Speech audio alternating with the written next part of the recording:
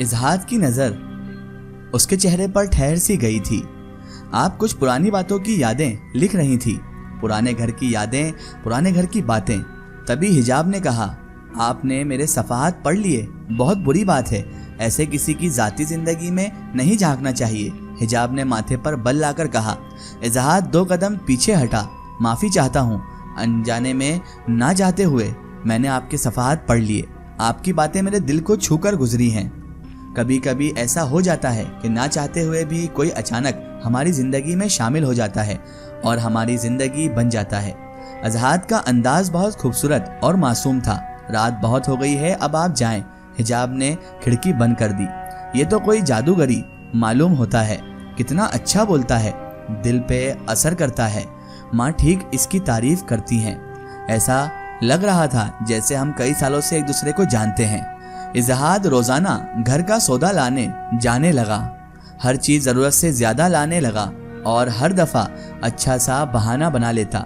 माँ ने सौदा मंगवाना ही छोड़ दिया उससे, तो वो खुद ही अपने आप से ही सौदा लाने लगा। वह घर के बाहर के सारे काम करने लगा। सबाहत को अब बाहर ख्वार नहीं होना पड़ता था। तहरीम और सानिया की छोटी छोटी फरमाइशों पर मार्केट चला जाता। बिलों की अदायगी हो या इलेक्ट्रिशियन और प्लम्बर का काम, इजहाद सारा काम करवा देता था। वह उनकी फैमिली में ऐसे घुल मिल गया था जैसे इसी खानदान का वो हिस्सा हो। सानिया तो उसको बहुत तंग करती। तहरीम और सानिया अक्सर हसरत से कहती, काश इजहाद हमारा अपना भाई होता। सबाहत उसको दुआएं देती और दुआएं देते ना थकती थी। इजहाद बस एक हिजाब को ही कभी कभार तंग कर जाता, लेकिन वह मुस्कुरा देती। वह इजहाद, तहरीम और सानिया की शरारत समझ जाती। हिजाब की बहुत सी जिम्मेदारियों को भी इजहाद ने खामोशी से अपने सर ले लिया था। हिजाब को एक दफ़ा फिर जिंदगी खूबसूरत लगने लगी थी। मोहल्ले में चहमगोइयाँ होने लगी थी क्योंकि इजहाद अक्सर सुबह हिजाब को स्कूल भी ले जाता। तहरीम और सानिया को भी मार्केट वगैरह ले जाता। सबाहत ने मोहल्ले वालों को साफ कह दिया था कि इजहाद कोई गैर शख्स नहीं है। एक सुबह इजहाद को सबाहत के रोने की आवाज़ आई। वह मुंह पर हाथ रखे सिसकियां ले रही थी। इजहाद नज़दीक आया। आंटी क्या बात है, सब ठीक तो है? लड़कियां स्कूल कॉलेज जा चुकी थी, घर में खामोशी थी। कोई बात नहीं है बेटा, तन्हा बैठी हूँ तो कभी कोई दुख याद आ जाता है, कभी कोई। इतना कहकर सबाहत ने आंसू पोंछे। फिर भी आप अभी क्यों रो रही थी? इजहाद ने फिर पूछा। प्लीज आंटी मुझे बताएं।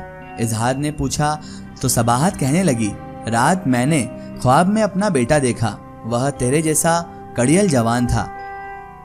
तभी इजहाद ने पूछा, आपका कोई बेटा था क्या? नहीं, मगर ख्वाब में वह मेरा बेटा था। वह मेरे साथ एहसान की कब्र पर गया। हम दोनों ने कब्र पर फूलों की चादर चढ़ाई। बात करते करते सबाहत की आंखों से फिर से आंसू निकलने लगे, आंखों फिर से छलकने लगी। इजहाद ने सर झुकाकर कहा, आप मुझे अपना बेटा बना ले। इजहाद की आंखों में भी आंसू थे।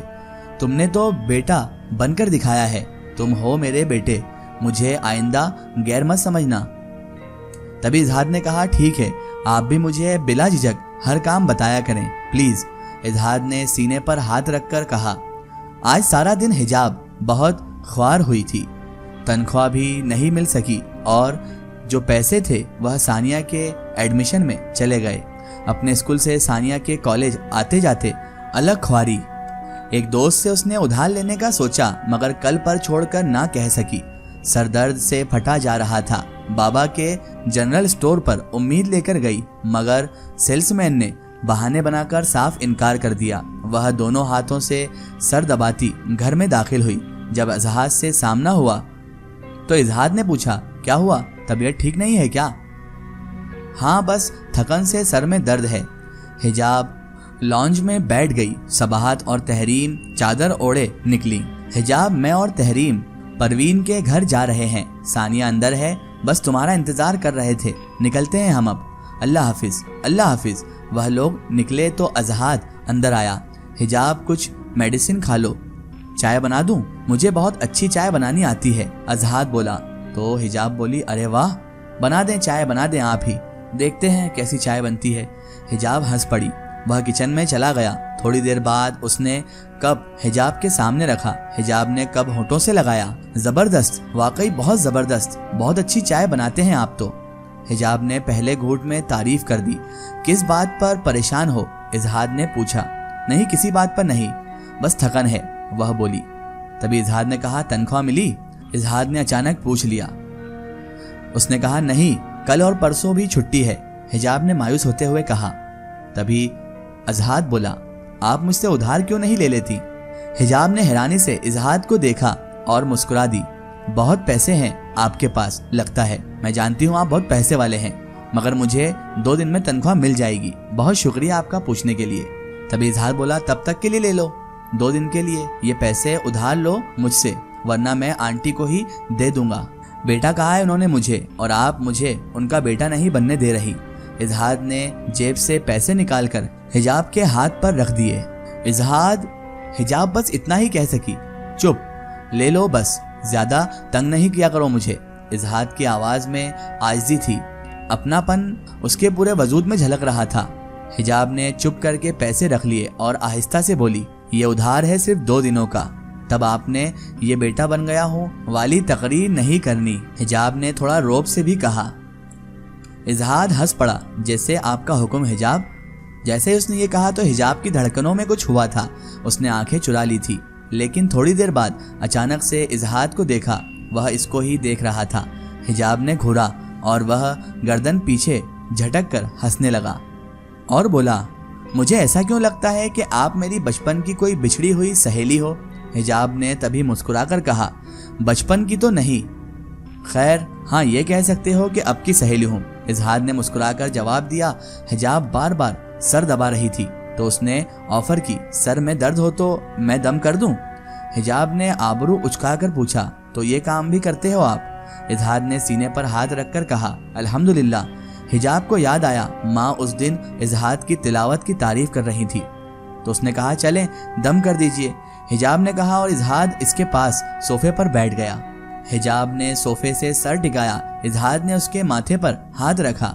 आपको तो बुखार है, वह परेशानी से बोला। आप दम कर दें, फिर टैबलेट लेती हूँ मैं, हिजाब ने मुस्कुराकर कहा। इजहाद ने माथे पर हाथ रख दिया। हिजाब को सुकून मिल रहा था, उसने आंखें बंद कर ली थी। उसको महसूस हुआ इजहाद ने उसके चेहरे पर फूंक मारी, फिर उसको कुछ पता न चला। जब उसने आंखें खोली तो सामने माँ और तहरीम खड़ी थी। यहाँ क्यों सो रही हो, तबीयत ठीक है तुम्हारी? तहरीम ने पूछा। हिजाब ने घड़ी देखी तो वह 3 घंटे सोती रही थी। वह हैरान रह गई, इसको इजहाद याद आ गया। उसने दम किया था और फिर मेरी आंख लग गई। वह बेहद शर्मिंदा हुई, उसके सामने कैसे सो गई मैं? माँ इजहाद कहाँ है? पता नहीं, अपने कमरे में होगा। कोई काम था क्या?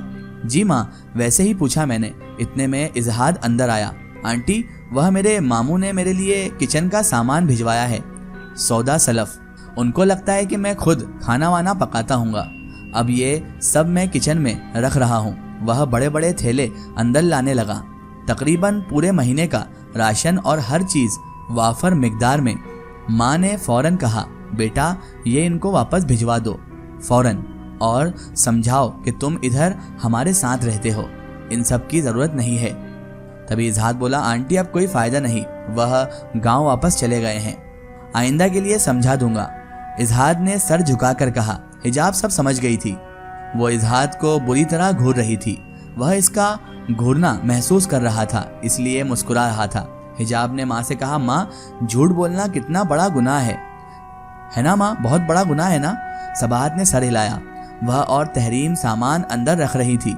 इजहाद मुस्कुराया और सबाहत से कहा, आंटी मेरे बचपन की एक सहेली है, हर वक्त मुझ पर गुस्सा होती है। ये सहेलियां ऐसी जालिम क्यों होती हैं? तहरीम और सानिया खिलखिलाकर हंस पड़ी। सबाहत भी हंस पड़ी। इजहाद भाई, आप पर भी भला किसी को गुस्सा आ सकता है? वह पागल होगी, सानिया ने फौरन कहा।